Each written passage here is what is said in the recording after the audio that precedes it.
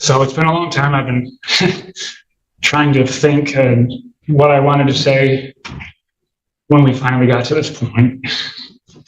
And it's just so much more to me than just like trying to get me in trouble. Over the last 5 years, I have worked so hard to get out of the things that I was doing that put me in prison. And for, going back and spending weeks looking at all the messages that went back and forth and how malicious it was. It wasn't I had one day and made one bad decision. She did this for weeks and weeks. I've read the messages.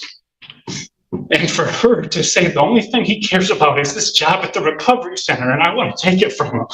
I worked so hard to get away from my background, to have a job where I could help people and make a difference and not be another statistic and not end up back in prison or on the streets.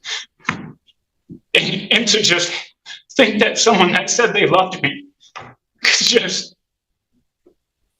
say, or even, I could see her saying it, but weeks and weeks of pushing it, messaging him, well, she was at my house, now's the time to do it. I know where his car's at now. Like, I don't understand. I know what it's like to need to get incarcerated. If I wouldn't have went to prison, I wouldn't be where I am. I wouldn't have taken the time to get the help that I needed, And I don't think one day in jail is ever going to stop her from doing this to someone else. If it wouldn't have happened the way it would, I might not be here right now. I might be back in prison. I might have ruined my career. I might have lost everything, and no one would have believed me. No one. If it wasn't for the one that turned in the messages and having them documented, no one would have ever known, and I would have been going. And it's not fair. It's not right. That just try to take someone's life into your hands and throw it away because you had a bad day. I would understand if I treated her poorly, if I put my hands on her, if I was mean to the children, none of that effort. And to have someone just want to hurt me like that, I can't imagine being that broken of a soul to want to hurt someone that bad. What's the worst part is I don't hate her. I just want her to get help. For her, for the kids, for whoever she comes in contact in the future. Because the person who did that, she's not where she needs to be.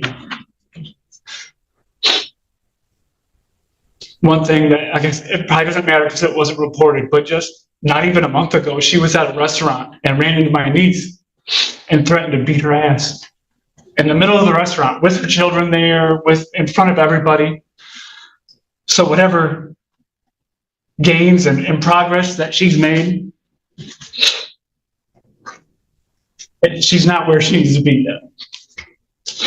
And I hope that you guys can help her do that. So a couple questions for you, sir. How did you meet Ms. Plumhoff? We met through my little sister. They were acquaintances. Okay. I only have a little bit of the police report. How do you know how Ms. Plumhoff came in contact with the person that was incarcerated that you wanted to set you up? You know, she knew that individual? The way it was explained to me is when me and her got together, she was in a relationship with that person.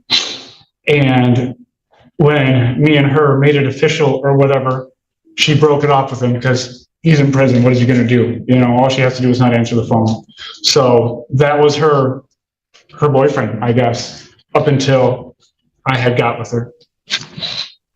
Okay.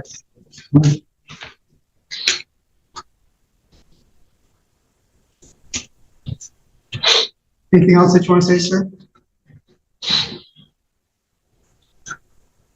I just want to thank the court for whatever it is they're going to do. and hopefully I'll have a peace of mind for a little while, because obviously I'm a mess. Like, I literally moved 3 hours away to not have to worry about running into her at a store or anywhere, you know what I mean? Because of, I don't know. I worked in Nuevo for a little while in one of the recovery centers that was up here, and going through a drive-through, I had a girl let me know that she was still trying to mess with me, and that this was my number and this is where I lived. And so I just don't want to have to worry anymore. I'm a grown man. I shouldn't be crying over what this woman could do to me. Thank you, sir.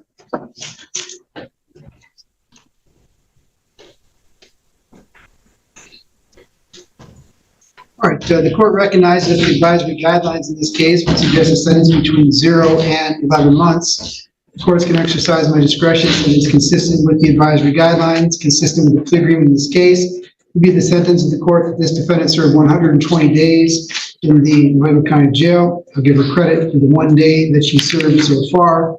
I'm going to place her on probation for 2 years.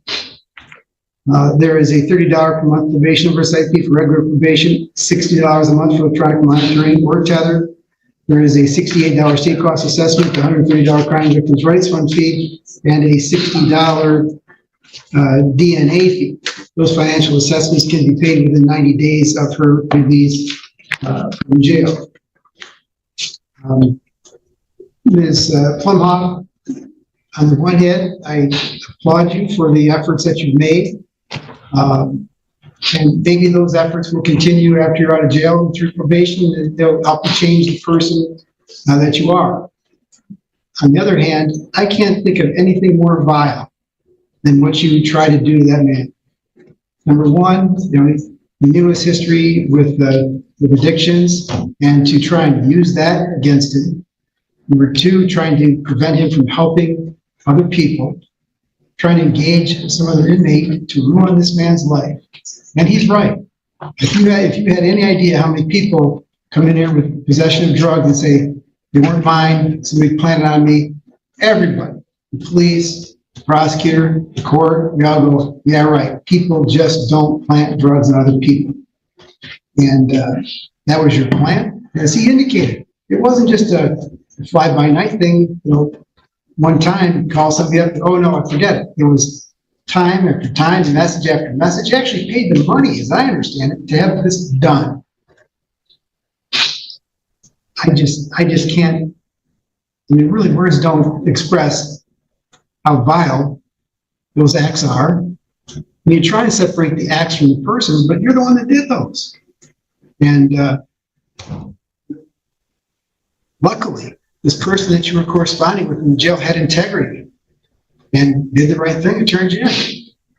But for that, he probably would have been in jail. He probably would have been successful in framing it.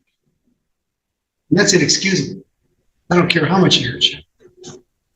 So, Your Honor, if I might, yeah. Given Mr. Swanson's comments regarding my client's medical future, and I suppose some of the highlights and some of the good things that you pointed out, and appreciate the court considering those, is it possible to structure some of this jail time weekends due to those circumstances, also the situation in which she leaves at home?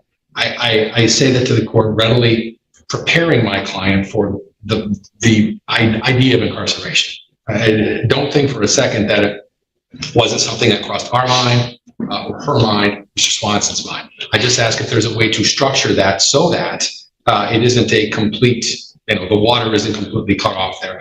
I think we could probably, I suppose, address both sides of what the court just said. Is there a way that the court could consider doing that so that these medical issues can be addressed, and obviously she would still pay the debt that you believe she owes to this society and this community?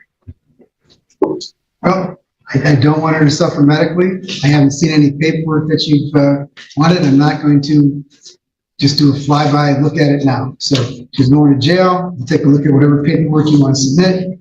Talk with jail administration. See if there's a way to get her the testing or whatever it is that she needs. Figure out how urgent those sort of things are. And we'll make a decision from there. But today, she's going to. New evidence drops every week on the Courtroom Brief. Subscribe now before the next case goes viral.